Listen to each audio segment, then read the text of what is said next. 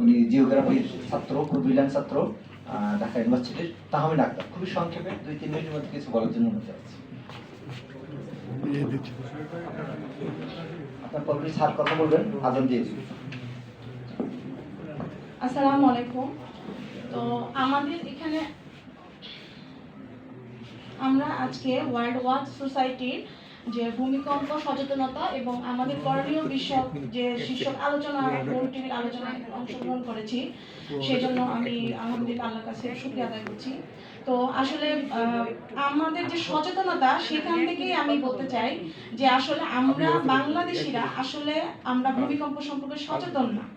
তার একমাত্র কারণ বা মূল কারণটা আমি ভূতত্ত্ব বা জিওলজিস্ট যে মাস্টার্স করেছি সেখান থেকে আমি যেটা চিন্তা করি যে সেটা হচ্ছে আমরা নিজেরা জানি না যে আসলে আমরা কি মাটির উপর বসে আছি।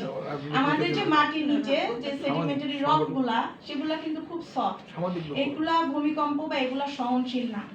পার্শ্ববর্তীতে আমাদের যে হিমালয় আছে উত্তরে এবং পূর্ব দিকে যে আমাদের আরাকানিউমা রেঞ্জ আছে, এই পুরোটাই কিন্তু একটা ফোল্ডেড বেল্ট।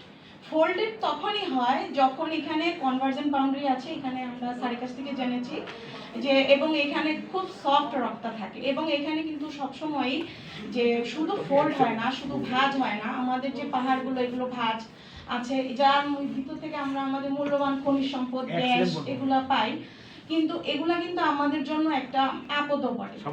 তো আমাদের যেটা আমি যেটা সংক্ষেপে যেটা বলতে চাই সেটা হচ্ছে আমাদের যে ভূমিকম্প বা আমাদের ভূমিকম্পের যে এই যে সিচুয়েশনটা এখন হয়েছে, এই সিচুয়েশন কিন্তু দুইটা ফ্যাক্টর আমি মনে করি। একটা হচ্ছে ন্যাচারাল বা প্রাকৃতিক, আর একটা হচ্ছে ম্যানমেড বা আমাদের নিজস্ব তৈরি।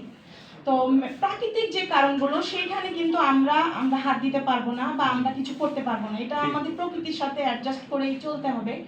কিন্তু ম্যানমেড যে আমাদের যে প্রবলেমগুলো, সেই প্রবলেমগুলো আমরা চেষ্টা করব কিভাবে মিটিগেট করা যায় বা এটার সলভটা করা যায়। তো এই বিষয়ে মানে আমার অন্য দৃষ্টিভঙ্গি থেকে আমি আমার কথাটা শেয়ার করছি যে আমরা কিন্তু মেইনলি বা এখানে যে ভূমিকম্পগুলো হচ্ছে এগুলা তো হবেই, প্রাকৃতিক কারণে এটা হবে, তো এটার সাথে আমরা কিভাবে অ্যাডজাস্ট করব। তো সবচেয়ে বেশি যে ঝুঁকির মধ্যে রয়েছে যে ঢাকা, তার মেইন কারণটা বা অনেকগুলো কারণ, সেটা হচ্ছে ঢাকা খুব জনবসতিপূর্ণ। ঢাকার যে বিল্ডিং কোডগুলা তৈরি করা হয়েছে, মানে বিল্ডিংগুলা তৈরি করা হয়েছে কোনো নিয়ম কানুন মেনে নাই। আমরা বাঙালিরা, আমি যেটা মনে করি, আমরা নিজেরাও কিন্তু কোনো নিয়ম কানুন মানতে চাই না। আমি মনে করি যে এই জিনিসগুলো আমাদের খুব ব্যাড যে হ্যাবিটগুলো, এগুলো আমাদেরকে বিভিন্ন রকমের প্রবলেমের মধ্যে ফেলে দেয়। আর দ্বিতীয় আরেকটা যে বিভিন্ন কারণ, সেটা হচ্ছে আমরা এখানেই বসবাস করছি এবং আমাদের যে মাটির নিচে আমাদের যে সাবসারফেস গ্রাউন্ড ওয়াটার আছে, সেখান থেকে আমরা পানি উত্তোলন করে আমরা ইউজ করছি এবং খুব অনেক সময় এগুলো আমরা অপব্যবহারও করি। তো যাই হোক, এই যে সাবসারফেস ওয়াটারগুলো তুলে ফেলার কারণে এই আমাদের যে ওয়াটারটা, পানিটা আমাদেরকে যে এক্সট্রা যে প্রেশারটা আমাদের বিল্ডিংয়ে বা আমাদের মাটির যেটা নিতে পারতো, এই পানিগুলো তুলে ফেলার কারণে যে আমাদের গ্রাউন্ড ওয়াটার নিচে মানে লেভেলগুলো নিচে নেমে গেছে, যার কারণে সে কিন্তু সেই প্রেশারটা মানে ইয়ে করতে পারে না, নিতে পারে না, যার ফলে এখানে কিন্তু খুব সহজেই সাবডাকশন মানে ল্যান্ডস্লাইড বা এক ধরনের মানে ভূমিধস টাইপের হওয়ার কথা। আমি ঢাকা আনাচে কানাচে যখন দেখি, প্রায় দেখি যে মানে এখানে সেখানে মানে ইয়ে হচ্ছে, মানে নর্থ জোন থেকে ঢাকা ওয়াসা মানে ডিপ টিউবওয়েল পাচ্ছে, যেই সার্ফেসে পানি আগে পেত সেই সার্ফেসে পানিটা পাচ্ছে না, যার কারণে সেটা আরো ডিপে যাচ্ছে। ডিপে যে কি হচ্ছে, আমাদের পানিটা আরো নিচে থেকে আমরা তুলতেছি, আমাদের যে প্রবলেমটা আমরা আরো বেশি ভিতর ঢুকে ফেলছি। তো প্রবলেম শুধু বললে হবে না, এটা সমাধানটাও বলতে হবে। সেটা হচ্ছে আমি যেটা করি যে আসলে আমাদের যে এই যে পানিগুলা উত্তোলনটা আস্তে আস্তে কমাতে হবে, বন্ধ করতে হবে। পুরোপুরি আমরা বন্ধ করতে পারবো না এখনই।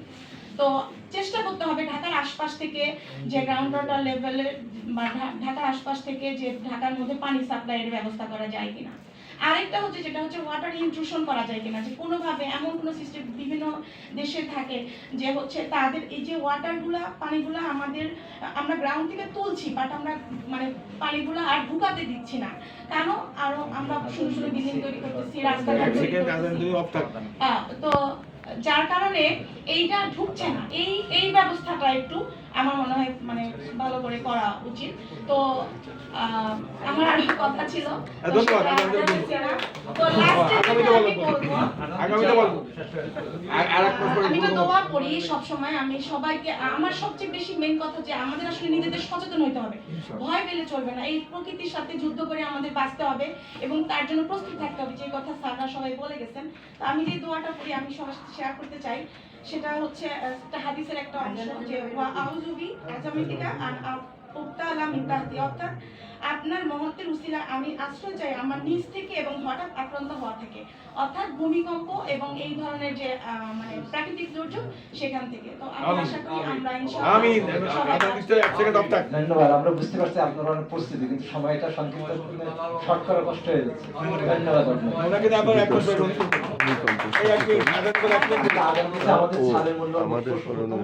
আমাদের কাছে আসলে কবি, উনার কথা না শুনলেই নয়, জাস্ট পরিচিত বলুন কবি শাহনাজ সুলতান।